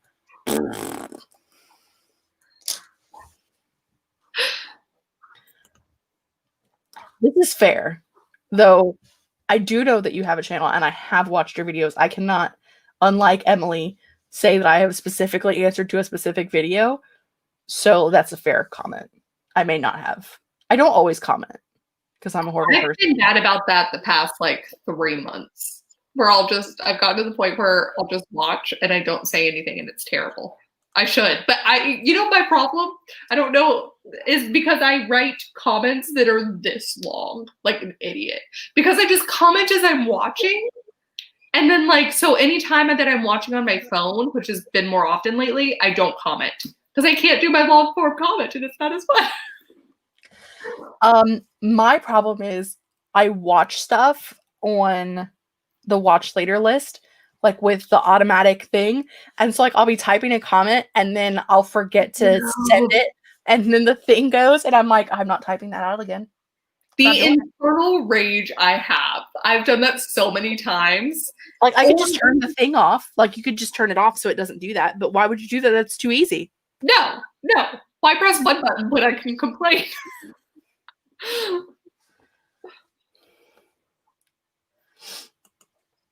Greek writing community. Heck yes. That's like the fun part of realizing that both BookTube and Authortube are actually huge, just in different languages. Like, it's all these people.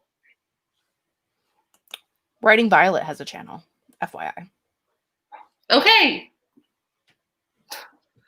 Shameless self-promo. No, but thank you.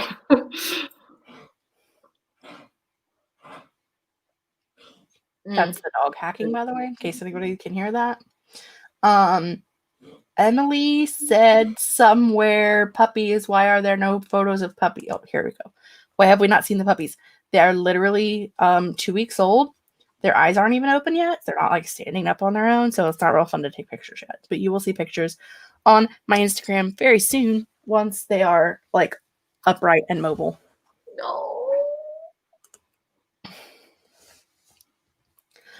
I am okay with self-promo as far as it's like,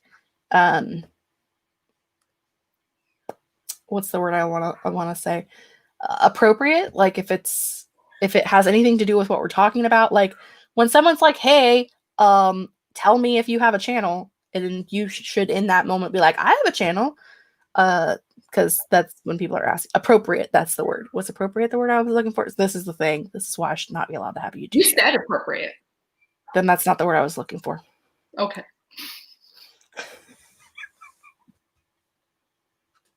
I mean, fair to me. I was over here like, you got it. You're like, no. That's not the word I was looking for. If that's the word I said, then I wasn't the one I was looking for. I think it starts with an I. It's probably something stupid and easy. Oh, that's not the one I wanted. That's the one I wanted.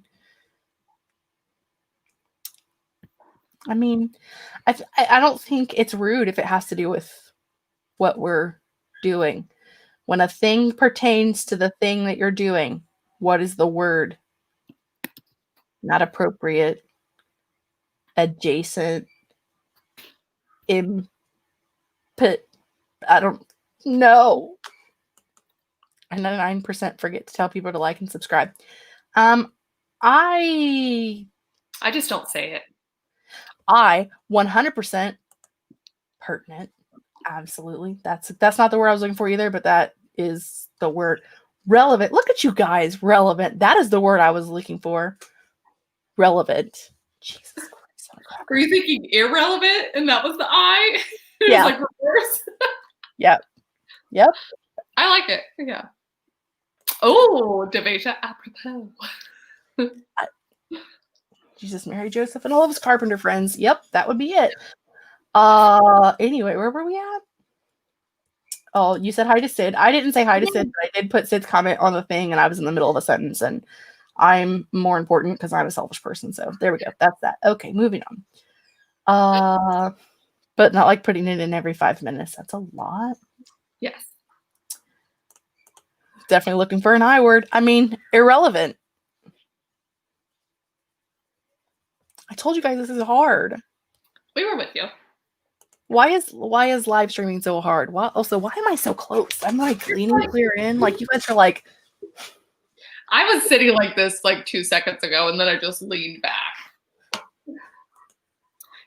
No, this carpenter friend.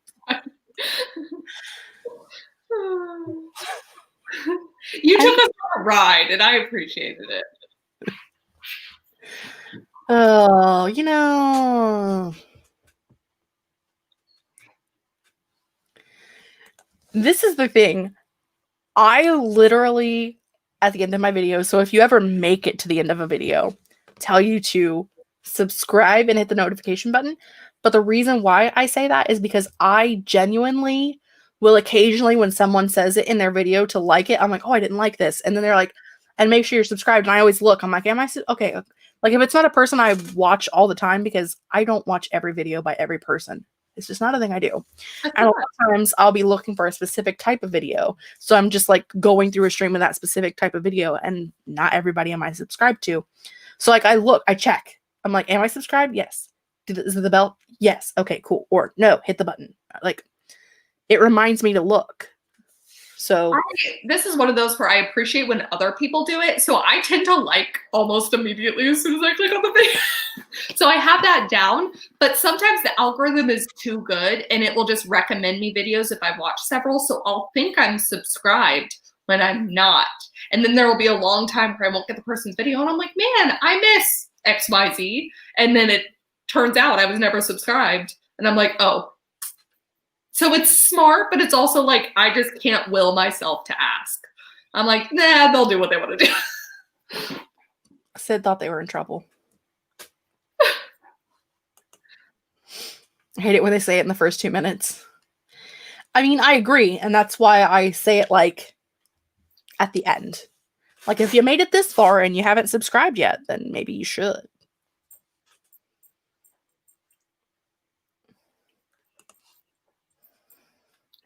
Liar. Yeah, what's up with that, YouTube? Yeah, YouTube, you loser. Right. Yeah. Listen, be intrusive into people's lives. It's the only way people are ever going to make space for you is if you make them. Not bad advice, also.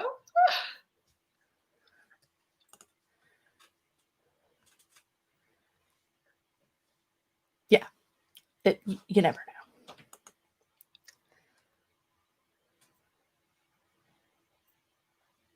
It's straight from the heart. That's how I comment too. Straight from the heart. I mean, sometimes I can't speak my own language, so fair.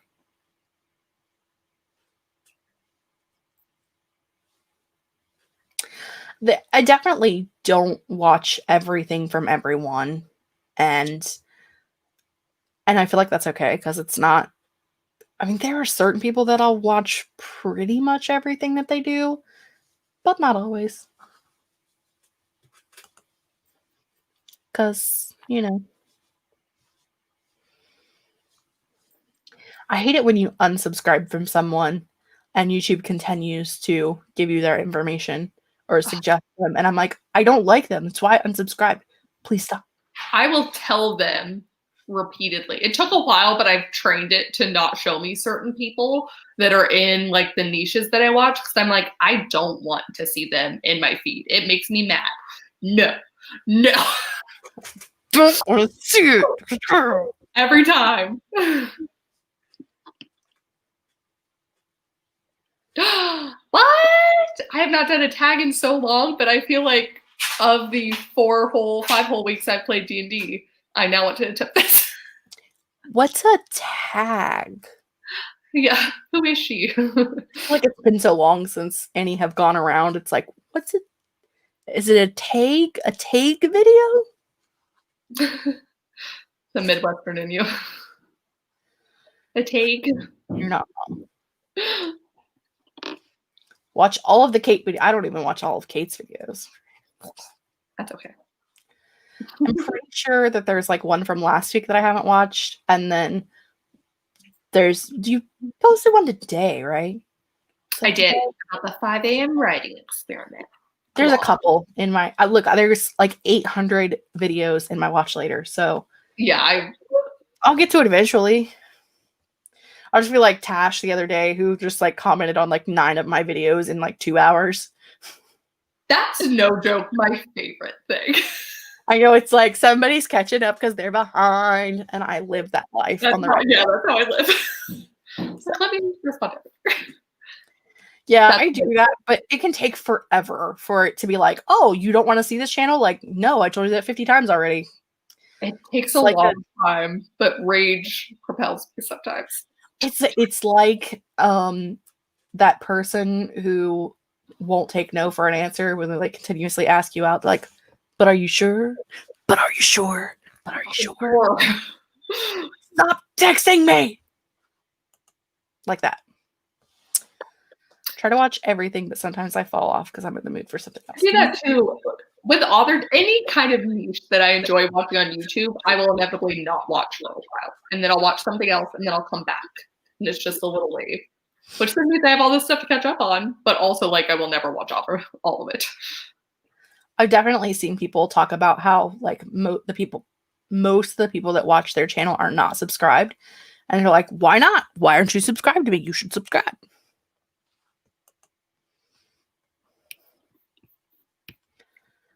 I tried to comment, but I am a horrible person. Yes. Do it. Daddy. Yay. All right. See? Thing to look forward to. Tag.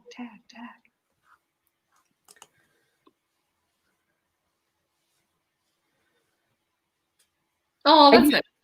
I will do that too. Like, I'll let stuff play at night when I go to sleep. I think it just doesn't like me. It's taken me like a couple weeks sometimes.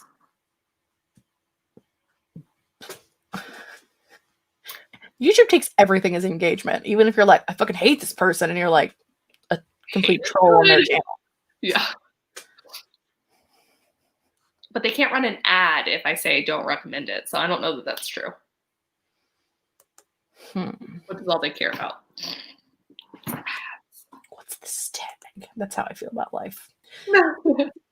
We're almost at our 2-hour mark, which is way longer than these normally go, because normally we cut out at an hour and a half, but we talked on topic for a really long time today. So, any final comments, questions, or concerns about fantasy writing? Also, finding things. Don't forget that next month we'll be discussing Strange Rumor by Laini Taylor, and Kate's not going to read the prologue until the end of the book. It's going to be so fun. We're going to experiment because Kate and I both love experiments. Yes. Oh, I think this is definitely a book that is better. I want to say it's better not knowing what's going to happen while you read it, but I don't know a whole lot, so that's good. It's also my complaint was that I didn't know what was going on, so that's outside. Interesting. Yeah, too much notification can be a lot.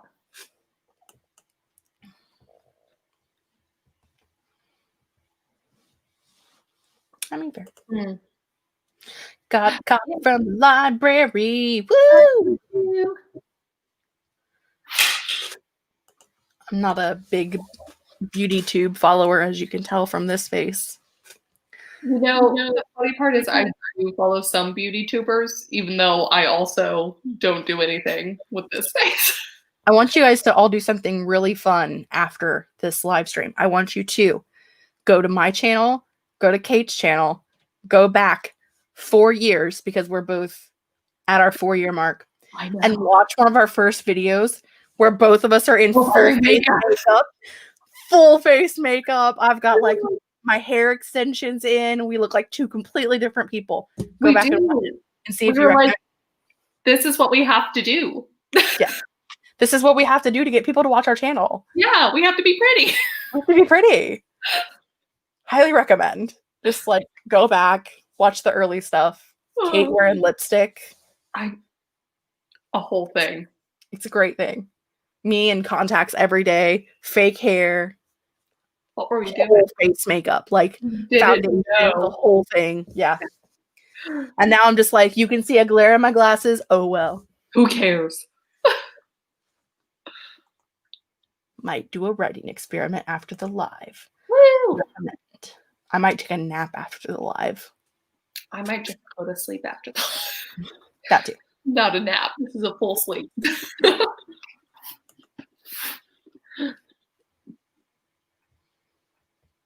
Dang. Yeah, it feels more toxic than other communities sometimes. Or the drama just gets inflated more so than other communities. Please do, except yes. I won't be at work.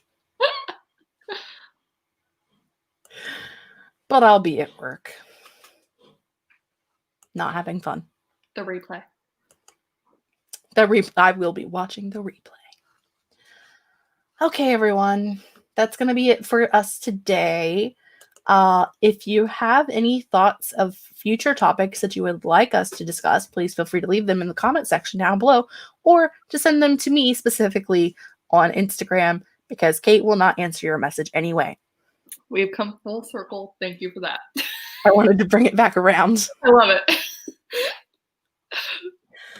Oh, I hope you all have a wonderful day. Don't forget that Kate will be on Twitch in the morning. Yeah. Michael will be on streaming at 1 p.m. Eastern Standard Time on Friday. I'll be streaming at 8 p.m. Eastern Standard Time on Friday. Maddie Monahan will be tomorrow morning at 7:30, and Debatation will be tomorrow morning at 9:30. All Eastern Standard Time. That was rough, and I may have missed some people, and I apologize. But hello. Okay, I'm hitting the button. All right. Are you ready? Are you ready?